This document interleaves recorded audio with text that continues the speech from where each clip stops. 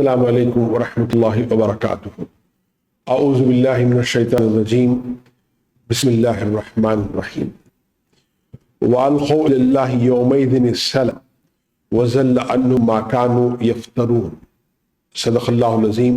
رب اشرح لي صدری ويسر لي امری واحلل عقدۃ من لسانی یفقہوا قولی۔ سورۃ النحل آیت نمبر 87 سے بات کا آغاز کرنا ہے۔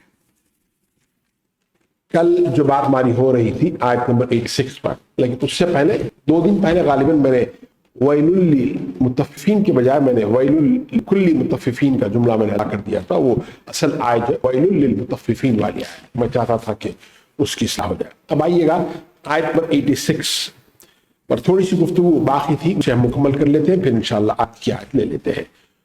وہ جو آخری جملہ تھا، جب وَإِذَا رَأَى الَّذِينَ أَشْرَكُوا شُرَكَاءَهُمْ، جن لوگوں نے شرک کیا تھا، جب وہ اپنے شریکوں کو دیکھیں گے، ظاہر بات ہے وہ قطار میں کھڑے ہوئے ہیں، قالوا ربنا هؤلاء شركاؤنا، مالک یہ وہ لوگ ہیں جن کو ہم نے آپ کے ساتھ شریک کیا تھا، الَّذِينَ كُنَّا نَدْعُو مِن دُونِكَ، یہ وہ لوگ ہیں جنہیں ہم پکارتے تھے تجھے چھوڑ کر۔ یہ جو شارٹ بیک کریں گے، جو بت ہے وہ فوراً جواب دیں گے۔ کیا جواب دیں گے؟ فَأَلْقَوْا إِلَيْهِمُ الْقَوْلَ، وہ پھینک ماریں گے، ڈالیں گے ان کی طرف ایک بات، قول۔ کیا قول؟ انکم لکاذبون، تم جو ہے وہ جھوٹے ہو۔ یہ 2 معنی اس کے کیے ہیں۔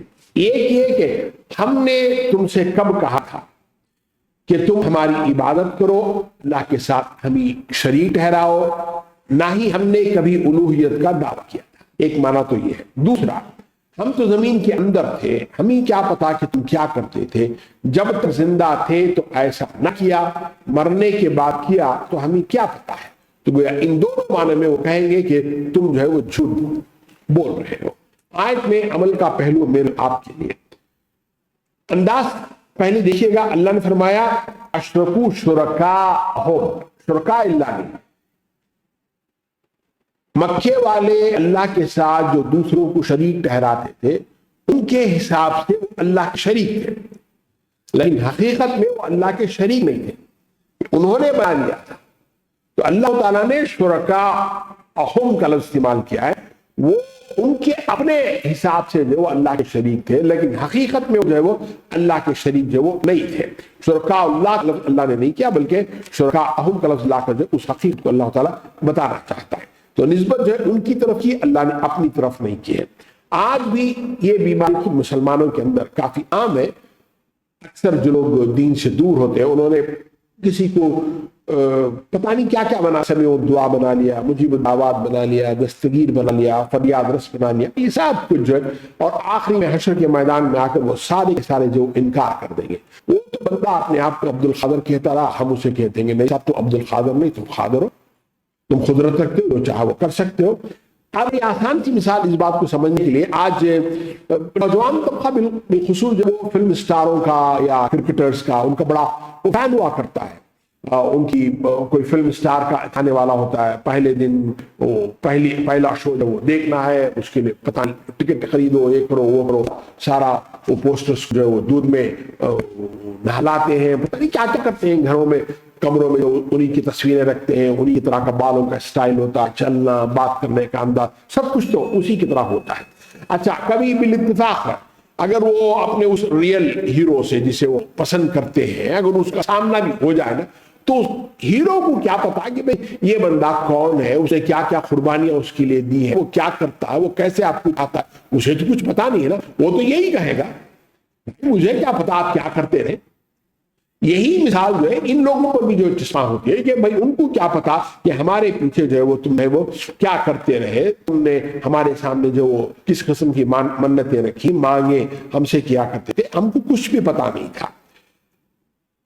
اچھا، اور اسی طرح سے جو بت ہیں، اگر ہم بت مان کر رکھیں نا، تو ظاہر بات ہے بتوں کو بھی کیا پتا، نہ ہی بتوں نے کبھی یہ مطالبہ کیا۔ اصل میں اگر آپ ذرا غور کر دیکھیں گے نا، یہ جو سارا جو کھیل ہے گھوڑ دھندا جو چلتا ہے نا، وہ انسان کا اصل میں جی چاہتا ہے وہ ویسے کرتا ہے۔ اب دیکھیے لوگ، ہمارے برادران وطن جو ہے، لوگ اپنے بتوں کے ساتھ کیا کیا کرتے ہیں، وہ بتوں کو نہلاتے ہیں، پھر وہ اچھے کپڑے پہناتے ہیں، زیورات پہناتے ہیں، جلوس لے کر نکلتے ہیں، کیا کیا کرتے رہتے ہیں ان کے ساتھ میں۔ انہوں نے کبھی اس بات کا مطالبہ نہیں کیا کہ بھئی یہ ساری چیزیں کرو. اصل میں وہ اپنی خواہشات کی پیروی کر رہے ہیں. ٹھیک ہے. اچھا اللہ کو معبود مان لیا تو پھر وہ مطالبہ کرتا ہے کہ بھئی یہ کرو یہ نہ کرو. وہ تو کرنا ہی ہوگا نا, اور وہ جو ہے ہمیں پسند نہیں ہے. نفس کے خلاف والی باتیں بہت ساری آ جاتی ہیں وہاں پہ, جبکہ یہاں بتوں کے ساتھ ہم جو چاہے وہ کر سکتے ہیں, اور ہم نے اسے خوبصورت نام دے دیا عبادت کا. ٹھیک ہے. اچھا شاہ صاحب کا حاشیہ ہے کہ نہ عابد کو نہ معبود کو پتا چل رہا ہے کہ یہ عبادت کر رہا ہے. اچھا اگر ہم یہ شرکا سے پتھر کے بت لے لیں تو یہ سوال کہ وہ کیسے بات کریں گے. ہو سکتا ہے اللہ تعالیٰ ان کو اس وقت گویا عطا کر دے, یا دوسری رات یہاں مراد جو ہے بتوں سے اولیاء وغیرہ کا ذکر ہے, زندہ انسانوں کی, یا تو ان کی حیات میں یا ان کے جانے کے بعد لوگوں کا شیوا ایسا ہوتا ہے کہ سب جو بھی مانگنا ہم اپنے شیخ سے مانگ لیں گے, منی سے مانگ لیں گے. پھر یہ مسئلہ جو ہے عقیدے میں گویا خرابی آ گئی ہے. یاد رکھیے گا اعمال میں خرابی اللہ معاف کر سکتا ہے, مگر عقیدے میں اگر خرابی آ گئی نا تو اللہ اسے معاف نہیں کرے گا.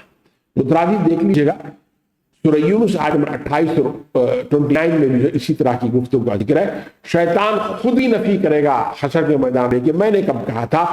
سورہ ابراہیم آیت نمبر 22 دیکھیے, 2 میں 165 167 دیکھیے, 19 میں 81 82 دیکھیے, 29 میں 25 دیکھیے, 35 میں 14 دیکھیے, 46 میں 5 and 6 دیکھے گا. اب آئیے گا اگلی آیت نمبر 87. وَأَلْقَوْا إِلَى اللَّهِ يَوْمَئِذٍ السَّمْعَ وَظَلَّ عَنْهُمْ مَا كَانُوا يَفْتَرُونَ. یہ وہ آیت تھی جو میں نے آپ کے سامنے تلاوت کی تھی. اب ظاہر بات ہے جن پر بھروسہ تھا وہی جو ہے وہ غائب ہو گئے, جن پر تکیہ تھا وہی ہوا دینے لگے والا معاملہ ہو گیا ہے. تو اب ایک ہی راستہ ان کے سامنے بچا ہے, وہ کیا ہے؟ یہاں اللہ فرماتے ہیں وَأَلْقَوْا إِلَى اللَّهِ يَوْمَئِذٍ السَّلَامَ, اور وہ پیش کریں گے, ڈال دیں گے اللہ اللہ کی بارگاہ میں. کب ڈال دیں گے؟ یومئذ, اس دن. کیسے ڈال دیں گے؟ سلامہ, فرما برداری, عاجزی, تابعداری, انکساری, سب کچھ بالکل کمپلیٹ سرنڈر, تذلل کہہ لیجیے گا. یہی مفہوم سورۃ النحل آیت نمبر 28 میں بھی ہم دیکھ چکے. ظالمی انفسہم, جنہوں نے اپنے آپ پر ظلم کیا, جب فرشتے ان کے پاس میں آئیں گے تو بالکل سرنڈر ہو جائیں گے, ان کا سارا تکبر ختم ہو جائے گا, باقی عقیدہ رفع چکر ہو گیا, حقائق سامنے آ گئے, بتوں کی اصلی حقیقت واضح ہو گئی, ان کے سامنے عذاب آ گیا, کوئی دوسرا راستہ ہے نہیں. تو کیا کریں گے؟ وہ اپنے آپ کو بالکل اللہ کے سامنے جو سرنڈر کروا دیں گے, اور اس بات کا اعتراف بھی کریں گے. کیا اعتراف ہوگا یا آپ کیوں سمجھے گا؟ دوسری حقیقت کیا ہوگی؟ وَزَلَّ عَنْهُمْ, اور گم ہو جائے گا ان سے مَا كَانُوا يَفْتَرُونَ, جو کچھ تھے وہ افطرا باندھتے. اللہ کے تعلق سے افطرا, رسالت کے تعلق سے, بعد الموت کے تعلق سے, یا خود اپنے خود ساختہ دیوی دیوتاؤں کے اختیارات کے تعلق سے کہ یہ ہمیں بچا لیں گے, ہمارے کام آئیں گے. اللہ نے ان سب کو افطرا کے لفظ سے تعبیر کیا ہے. حق اور باطل اس دن روشن بین ان کے سامنے ہو جائے گا. افطرا فعل اس کا روٹ وہ ہے گھڑی ہوئی بناوٹی بات, کچھ کا کچھ بنا دینا. قرآن مجید میں جھوٹ, شرک, ظلم کے موقع پر اللہ تعالیٰ نے استعمال کیا. آیت میں عمل کا پہلو میرے آپ کے لیے اس دن کا جو سلمہ ہے وہ کام نہ آئے گا. آج یہ ساری آیات اس لیے سنائی جا رہی ہیں تاکہ لعلکم تسلمون, تاکہ ہم اللہ کے سامنے مطیع ہو جائیں. مگر اس وقت تو یہ کفار مکہ اکڑ کو دکھا رہے ہیں. جب سارے سہارے ختم ہو جائیں گے, کوئی مشکل کشا نہیں ہوگا سوائے اللہ کے. اس وقت آگے بڑھ کر یہ کہنے والا کوئی نہیں ہوگا کہ یہ میرے ہیں, ان کو کچھ نہ کہا جائے. اس وقت میں سوائے سلمہ کے کوئی دوسرا راستہ نہیں ہوگا. آپ ذرا غور کر دیکھیے گا, ہر آدمی کے پاس برا عمل کرنے سے پہلے اس کے کچھ نہ کچھ دلائل ضرور ہوتے ہیں. بھائی مثلا آپ نے چوری کیوں کی؟ اب وہ کہے گا کہ صاحب بھوک تھی, نوکری مل رہی تھی, ہم پر ظلم ہوا, کہ فلاں چوری کرتا, کچھ بھی ہے. مگر جب پکڑے جاتے ہیں نا تو ظاہر بات ہے دنیا کا قانون ان میں سے کوئی بات مجھے نہیں مانے گا. بھوک تھی اس لیے میں نے چوری کی, کون مانے گا؟ مجھے ظلم ہوا میں نے چوری کے لیے, کون سی عدالت مانے گی؟ تو آپ کیا سمجھتے ہیں کہ اللہ کی عدالت مان لے گی؟ اچھا اسی طرح سے وہ جو عذرات جو پیش کرتے ہیں نا وہ ضروری کہ سچے ہوں، بسا اوقات وہ خود بھی جو ہے وہ جھوٹے عذر پیش کرتے ہیں۔ انسان کو غور کرنا چاہیے گا کہ ہمارے پاس کیا کیا عذرات ہم نے تراش کر رکھے ہیں جو ہم اللہ کے سامنے پیش کرنے والے ہیں، کہیں وہ افطرا کے حساب تو نہیں آ جاتے ہیں۔ اللہ مجھے اور آپ کو اپنی حفاظت میں رکھے۔ متراجم دیکھ لیجیے گا، سورہ قصص آیت نمبر 75، سورۃ السجدہ آیت نمبر 12، آیت نمبر 88۔ الذین کفروا وصدوا عن سبیل اللہ زدناہم عذابا فوق العذاب بما كانوا یفسدون۔ اب یہاں اللہ تعالیٰ فرماتے ہیں کہ جن لوگوں نے کفر کیا ہے، آپ کی نبوت کا انکار کیا ہے، آپ کو جو ہے جھٹلایا ہے، وہاں عاجزی کی نا، تو اب ظاہر بات ہے وہ عاجزی فائدہ نہیں دے گی، ان کو ان کے کیے کی سزا مل کر رہے گی۔ اسی کو اللہ فرماتے ہیں الذین کفروا، جن لوگوں نے کفر کیا، یعنی حضور کا، اللہ کا، توحید کا، یا باس بعد الموت کا، قیامت کا، جو بھی کہہ لیا۔ ایک تو پہلا جرم تھا الذین کفروا، جن لوگوں نے ظلم کیا۔ یہ ظلم اپنی ذات تک تھا، وہ اللہ کا انکار کرتے تھے، مگر اس سے بڑھ کے انہوں نے دوسرا کام بھی کیا۔ وہ کیا وصدوا عن سبیل اللہ، وہ دوسروں کو بھی اللہ کے راستے سے روکتے تھے، امکانی حد تک دوسروں کو گمراہ کرنے کی کوشش کرتے تھے، ہر ممکن طریقے سے اسلام کی طرف آنے سے روکتے تھے، رسول کی طرف، قرآن کی طرف، بلکہ مسجد حرام میں خود آنے سے، نماز پڑھنے سے غلط فہمیاں پیدا کرتے، الزامات لگاتے، اپنا اثر و رسوخ استعمال کرتے، مسلمانوں کو اذیتیں پہنچا کر دوسروں کو ہراساں پریشان کرتے کہ بھئی اگر ہم بھی اسلام میں آ گئے تو ہمارے ساتھ کہیں ایسا نہ ہو جائے گا۔ ظاہر بات ہے ایک تو کفر ہے، دوسرا دوسرے لوگوں کو اسلام میں آنے سے روکا ہے۔ اب ان کے لیے عذاب کیسا ہے؟ اللہ فرماتے ہیں زدناہم، ہم انہیں زیادہ دیں گے، عذاباً فوق العذاب، عذاب پر عذاب۔ ایک عذاب تو جو ہے وہ کفر کا عذاب ہے، وہ تو سارے جو لوگ کافر ہیں، جو انکار کیا، ان کو ملے گا، لیکن یہاں ان کو دوہری سزا کہ دوسروں لوگوں کو بھی جو ہے انہوں نے کیا کیا ہے، گمراہ کیا ہے، تو سزا بھی جو ان کی زائد ہوگی۔ کفر کی سزا وہ تو ہمیشہ سے جہنم میں رہنا ہے، اب اس سے زائد سزا کیا ہوگی؟ بعض حضرات نے کہا کہ شاید عذاب کے ساتھ رسوائی بھی ہوگی، بعضوں نے کہا کہ یہ صورت ہوگی کہ عذاب کی شدت دوسرے لوگوں سے کہیں زیادہ ہوگی، بعض حضرات نے کہا کہ یہ دونوں صورتیں ایک ساتھ، یعنی رسوائی پلس دوسروں کے عذاب سے زیادہ عذاب شدت میں۔ بقول حدیث کے جہنم کی کچھ ایسی وادیاں بھی ہیں جن سے دوسری وادیاں پناہ مانگتی ہیں، اور ایسی آگ بھی ہے کہ جس کی ایک لپٹ، جھونکا، یا آپ یہ کہہ لیجیے گا اس کی لو جو ہے وہ سمندر کا پانی جو ہے بھاپ میں تبدیل کر دے۔ ٹھیک ہے، اچھا اب اللہ تعالیٰ کے جو ڈبل عذاب ہے نا، اس کا لب لباب ایسا کیوں ہے؟ بما کانوا، اس لیے کہ وہ تھے یفسدون، فساد کرنے والے، یہ ان کی خاص خصلت قرآن مجید رکھا ہے۔ ہمارے ہاں فساد کا معنی ہے دنگا فساد، لڑائی جھگڑا ہو جاتا ہے تو ان سے کہتے ہیں فساد ہو گیا، ہندو مسلمانوں کا وہ فساد ہو گیا، یہ ہمارے ہاں ہے۔ جبکہ آپ دیکھیے گا آج مغرب میں جو کہ بالکل باطل ہے، وہاں بڑی پرامن حکومتیں ہیں، لوگ اطمینان کے ساتھ ہیں، کوئی دنگا فساد وہاں نہیں ہوتا ہے۔ جبکہ قرآن مجید میں اصل جو فساد جسے قرآن کہتا ہے وہ یہ ہے کہ غلط نظام جس میں بندوں کو اختیارات کی آزادی نہیں ہے، دین پر چلنے کی آزادی نہیں ہے، وہ اپنے پسند کے مذہب کو چننے کا ان کو اختیار نہیں ہے، تو یہ ہے جسے قرآن بھی جو فساد کہتا ہے۔ دنگا لڑائی جھگڑا تو اس کی بالکل آخری شکل ہے۔ دیکھیے انسان کو بخار آتا ہے، بخار خود وہ بیماری نہیں ہے، بیماری اندر ہے، فساد اندر ہے، اس کی ایک ظاہری شکل بخار آ گیا۔ بخار کا آنا یہ بتاتا ہے کہ آپ کے اندر کچھ میکانزم جو خراب ہو گیا ہے، تھوڑا خنسی آ گئی آپ کو، وہ خود بیماری نہیں ہے، اندر بیماری ہے، اس کی ظاہری شکل جو یہ ہو رہی ہے، تو اندر یہ بیماری ہے کہ لوگوں کو اپنے دین پر چلنے کی یا دین کو اختیار کرنے کی آزادی نہیں ہے۔ بظاہر باہر جو عمل نظر آتا ہے، قرآن جی اسی کی طرف جو اشارہ کرتا ہے کہ فساد جو اندر ہے۔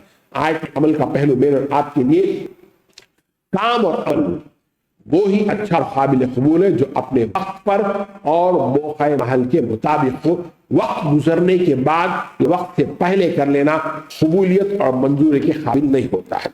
اللہ کے احکامات کو نہ ماننا بجائے خود اللہ کے خلاف بغاوت اور سرکشی ہے، اور اس پر متضاد یہ کہ دوسروں کو روکنا یا دوسروں کے احکامات کو منوانا، لوگوں پر نافذ کرنا، لوگوں سے ظلم زبردستی ان پر چلوانا، یہ اس سے بڑھ کر فساد کی کوئی اور شکل ہو نہیں سکتی ہے۔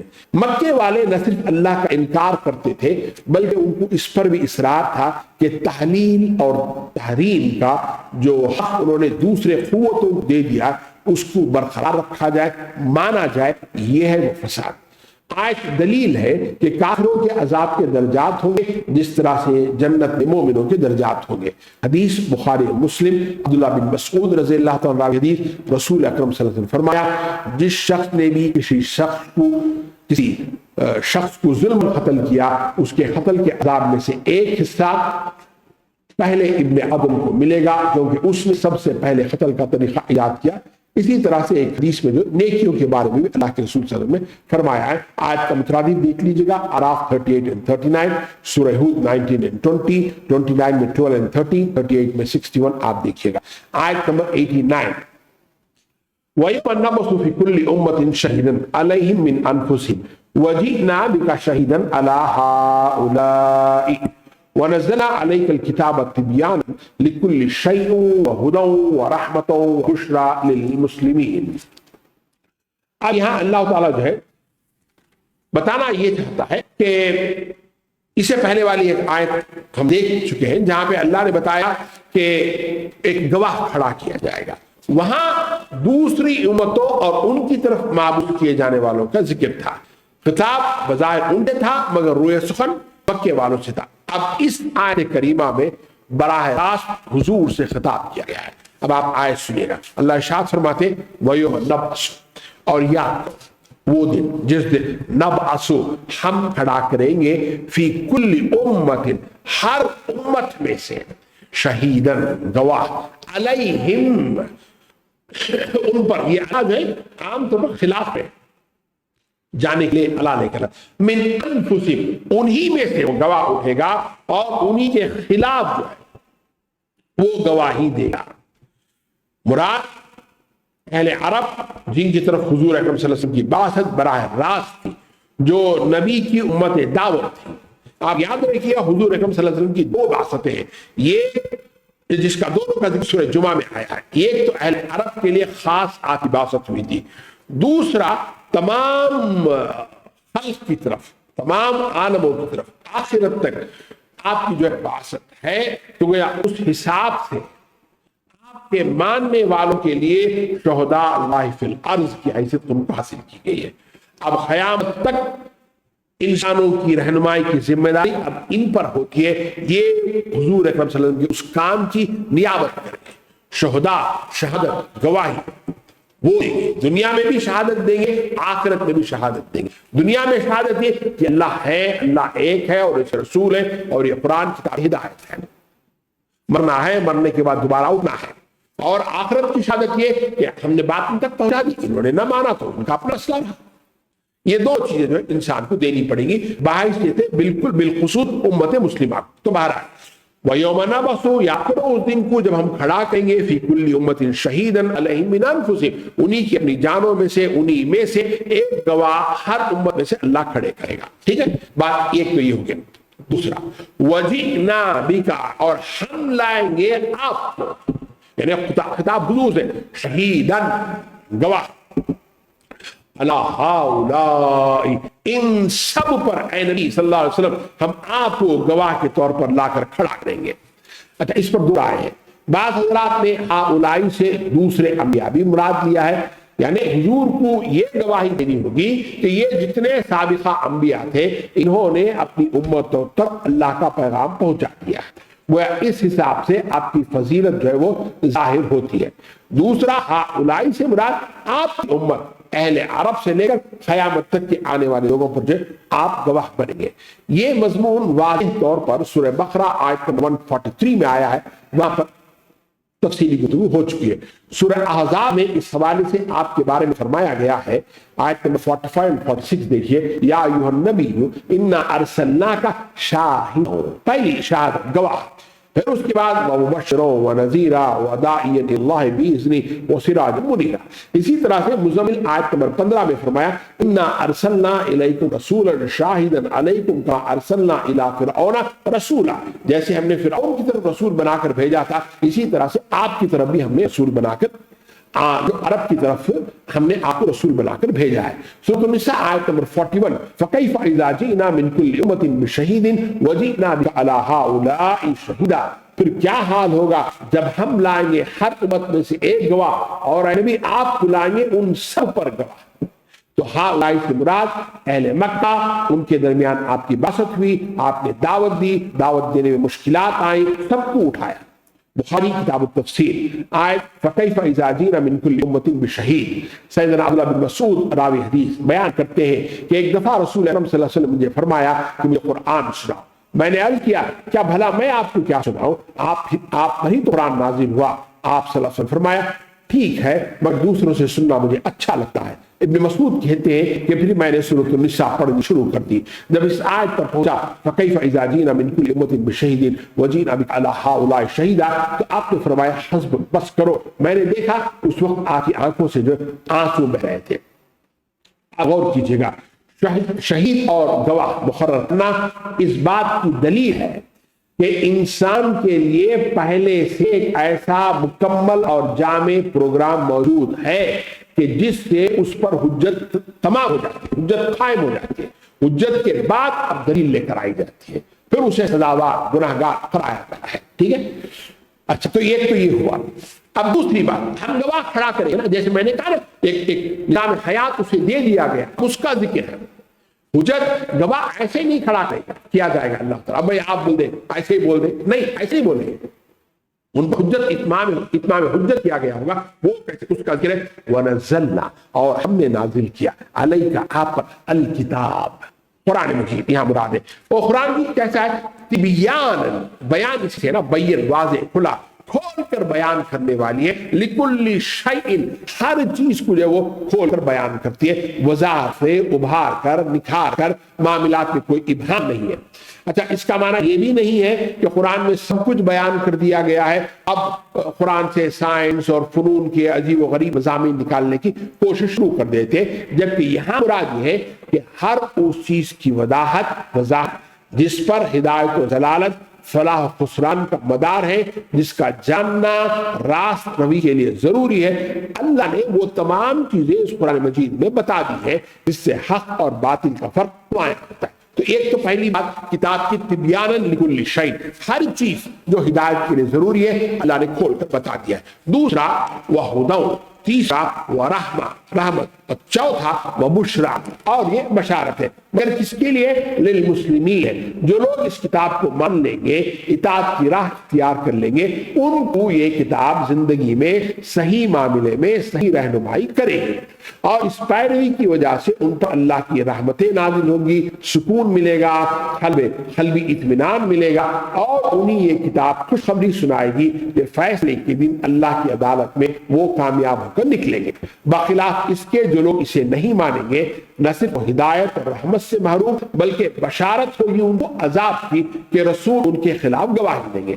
آیت میں عمل کا پہلو میرے آپ کے لیے، قرآن مجید کی یہ آیت قیامت تک کے آنے والے مسلمانوں کو یہ احساس دلاتی رہے گی کہ کل کو تم کو اس ذمہ داری کے حوالے سے پوچھا جائے گا کہ تم نے اگلی نسلوں تک اس امانت کو پہنچایا کہ نہیں پہنچایا، کیا تم نے ثابت کیا کہ اللہ ایک ہے، اسی کی اطاعت کرنی چاہیے گا، اسی کے سامنے سر جھکانا چاہیے گا، اسی سے ڈرنا چاہیے گا، اسی کی عبادت کرنی چاہیے گا، اور اس کی اطاعت کا طریقہ کار وہی معتبر ہوگا جو رسول نے بتایا، جسے ہم سنت رسول کہتے ہیں۔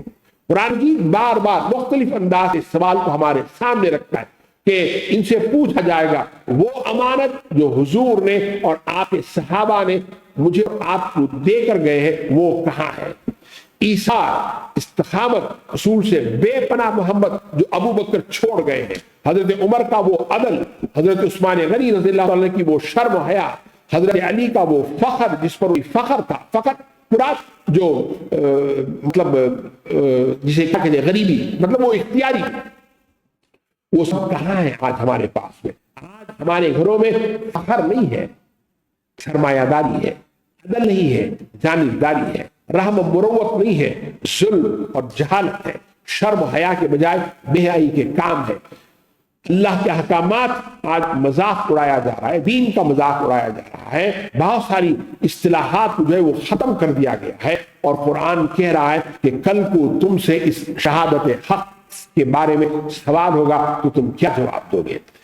زندگی کے لیے ہدایت اس قرآن میں ہے، اور آج مسلمان حیات انسانی کی رہنمائی کے لیے ادھر ادھر ہاتھ پھیلا رہے، منہ مار رہے، انہوں نے قرآن مجید کو جو ہے بالکل چھوڑ دیا ہے۔ آیت میں ترتیب ہے، پہلا مرحلہ جو ہے وہ تبیان لکل شیء ہے، اس میں ہر چیز اللہ نے بتا دی ہے، اور جس کو جس چیز کی تلاش ہے اگر وہ قرآن مجید میں تفکر کے ساتھ نیک نیتی کے ساتھ دیکھے گا تو زندگی کے لیے جو ہے وہ ہدایت پالے گا۔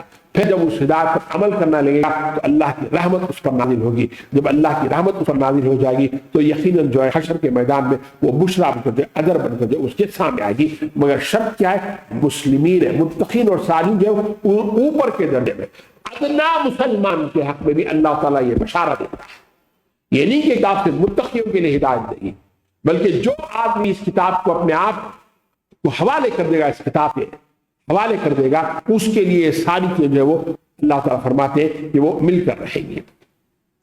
اچھا، اسی طرح سے آیت میں بہت سارے سبق کے پہلو میرے آپ کے لیے ہیں، آپ ذرا غور کر دیکھیے گا ان پر۔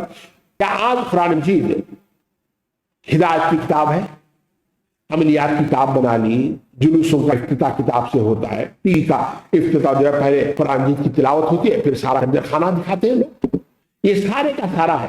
ہم نے اس کتاب سے ہمارا تعلق جو ہے بڑا جزوی سا ہے، بڑا ایک ظاہری تعلق ہے، ٹھیک ہے، بعض حضرات نے اسے پسے ڈال ہی رکھا ہے۔ اچھا، اسی طرح سے اور بات دیکھیں گا، قرآن مجید میں بعض چیزوں کا ذکر اجمالاً آیا ہے، اور بعض کی تفصیل یا تو خود قرآن مجید نے بتا دی ہے یا آپ صلی اللہ علیہ وسلم کی سنت میں ملتی ہے، بلکہ بیشتر ارکان اسلام قرآن میں اجمالاً آئے ہیں، تفصیل تو حضور صلی اللہ علیہ وسلم کی سنت میں ہے۔ گویا جو لوگ احادیث کے منکر ہیں یا حدیث کو حجت تسلیم نہیں کرتے، وہ حقیقت صرف حدیث کے نہیں بلکہ قرآن کے بھی منکر ہوتے ہیں۔ اور جہاں ایسے مسائل جن کا ذکر قرآن و سنت میں نہیں ہے تو اجتہاد اور استنباط کرنا یہ بھی سنت نبوی سے ثابت ہے، سنت نبوی ہے، یہ بھی قرآن مجید کے تبیان میں شامل ہے۔ سنت، اجتہاد، استنباط، ساری کی ساری چیزیں۔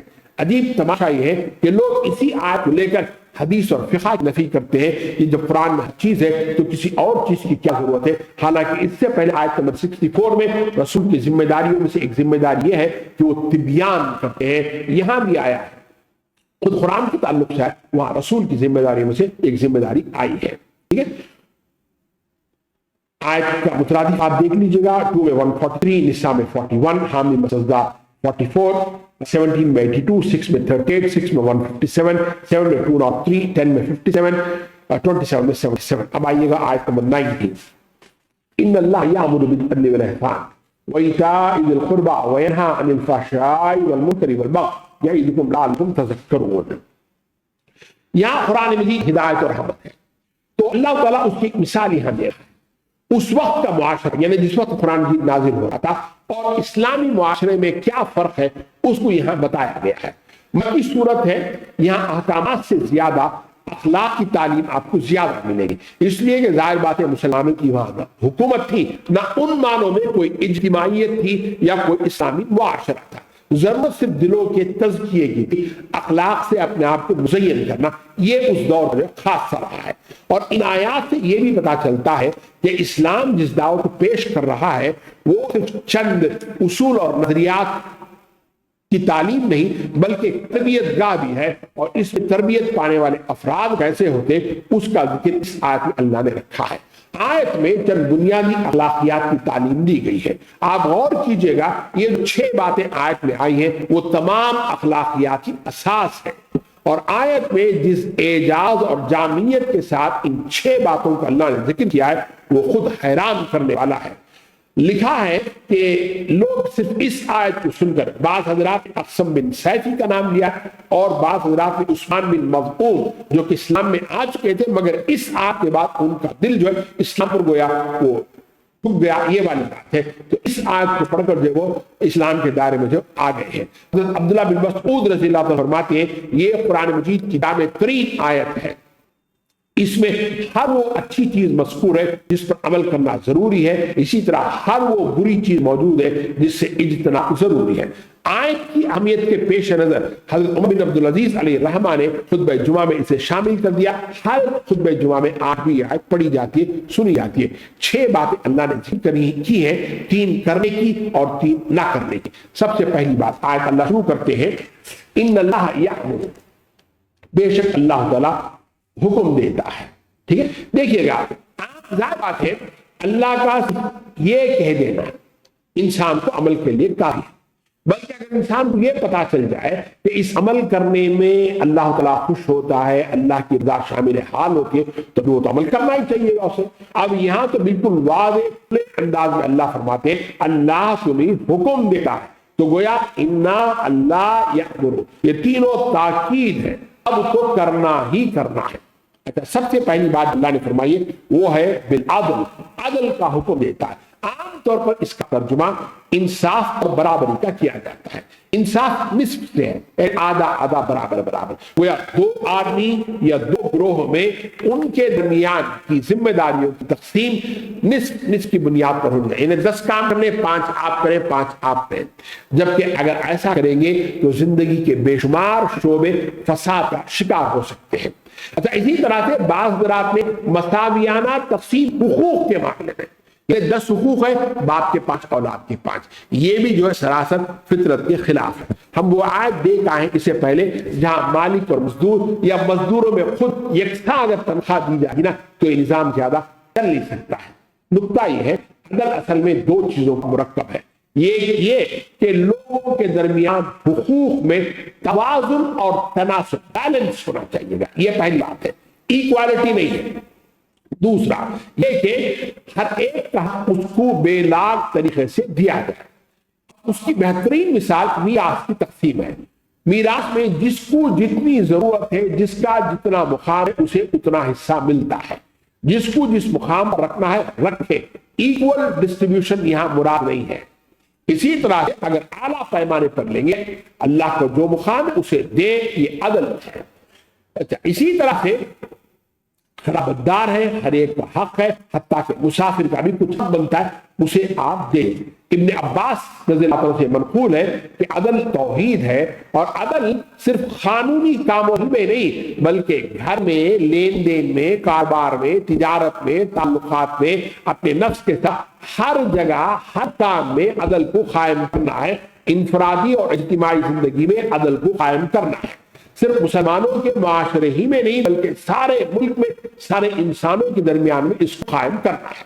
دوسرا کرنے کا کام احسان، حسن سے، اور حسن سے مراد کیا ہے؟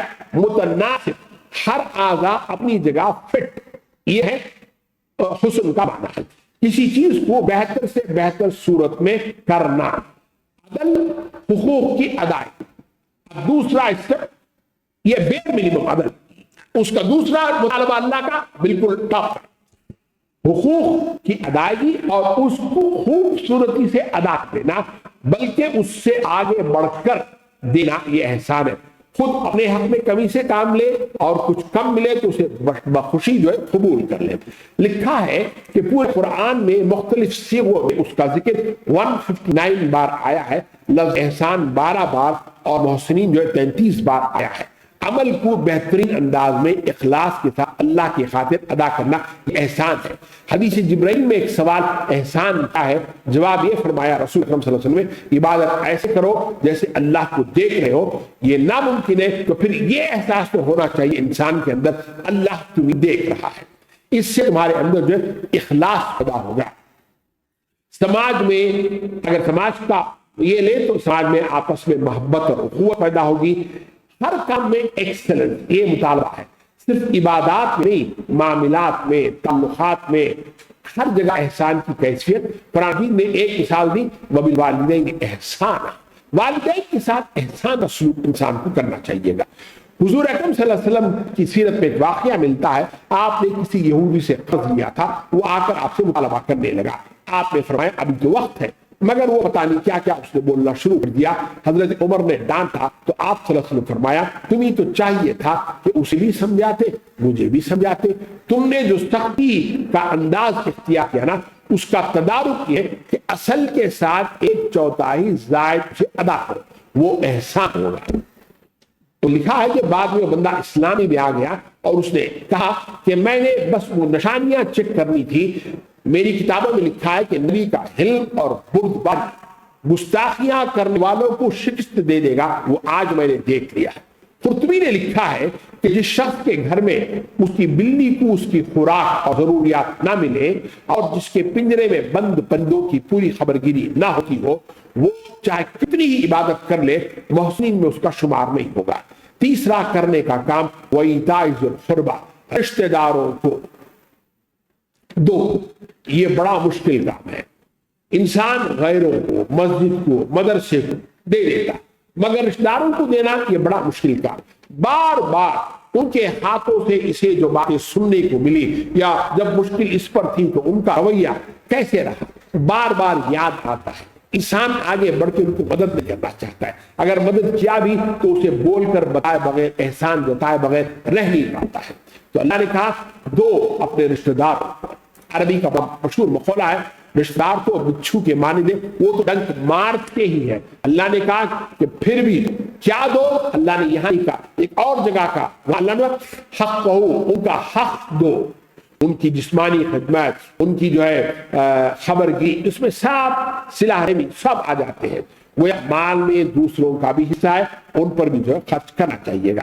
نہ کرنے کے 3 کام، سب سے پہلا کام اللہ نے وَيَنْهَا، اور وہ روکتا ہے عَنِ الْفَحْشَاءِ، فحشا برے کام، 3 کام، ولگر کام، اور یہ ولگر کام جو ہے ہر وہ کام جس کو فطرت اور شریعت با سمجھتی ہے، اور یہ ضروری نہیں کہ بہت ساری چیزیں سمجھتا ہے، باتوں میں ہو سکتا ہے، جی آرٹ میں ہو سکتا ہے، فلم میں ہو سکتا ہے، کتابیں ہو سکتی ہیں، افسانے ایسے ہو سکتے ہیں، یا آپ کا کاروبار ایسا ہو سکتا ہے، obscene چیزوں میں آپ کاروبار کرتے ہوں گے، آپ کے دوست احباب ایسے ہو سکتے ہوں گے۔ قرآن مجید نے بخل، زنا، عریانی، عمل قوم لوط، محرمات سے نکاح، چوری، الزام تراشی، بدکاری، یہ ساری چیزوں اور اس میں زنا بھی جو ہے کھلے طور پر جو ہے وہ فحش کام ہے۔ بے حیائی کے کھلے کام، اخلاقی برائیاں، یہ سارے جسے ہر شخص برا سمجھے، جس سے دین و دنیا کی ناکامی ہے، وہ سب کچھ جو ہے وہ فحشا میں آ جاتا ہے۔ پھر دوسرا والمنکر، ہر وہ گناہ اور معصیت جس کا تعلق حقوق اللہ کے ساتھ ہو، جسے شریعت اسلامی نے ناجائز قرار دیا ہے، یا ہر وہ نامعقول کام جسے فطرت پسند نہیں کرتی، معروف کی ضد ہے، سب ناپسند کرتے، جیسے جھوٹ بولنا ہے، چوری کرنا ہے، قتل کرنا، یہ سارے کا سارا جو منکر میں آ جائے گا۔ بعض حضرات نے کہا جب دونوں ساتھ مل کر آئے ہیں تو فحشا سے مراد وہ برائی جس کا علم صرف اس کے مرتکب کو ہے، اور منکر سے مراد وہ بدی جو سب کو نظر آتی ہے، محسوس ہوتی ہے، ذہنی تکلیف ہوتی ہے یا حق تلفی ہوتی ہے، اور منکر برا کام ہو گیا۔ تیسرا، چوتھا، آخری کام، چھٹا کام والبغی، سرکشی سے، حد سے آگے بڑھ جانا، اس کے خلاف تجاوز کرنا، دوسروں کے حقوق پر دسترازی کرنا۔ یہ قرآن مجید میں اکثر حقوق اللہ کے ساتھ، اللہ کے حق کے ساتھ اسے استعمال کیا گیا، حقوق العباد میں بھی یہ ہوتا ہے۔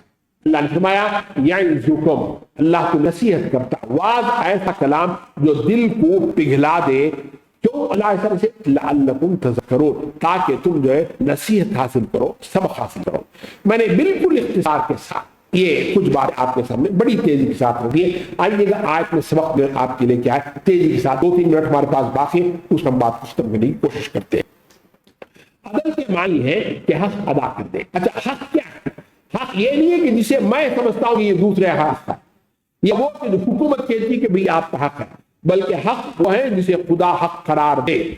ہمارے ہاں حقوق اللہ، حقوق العباد تصور ہے، میں اس کی نفی نہیں کر رہا ہوں، بس بات کو سمجھانا چاہتا ہوں۔ حقوق اللہ کا لفظ سارے قرآن میں ہے نہیں، یہ تب آیا نہیں ہے۔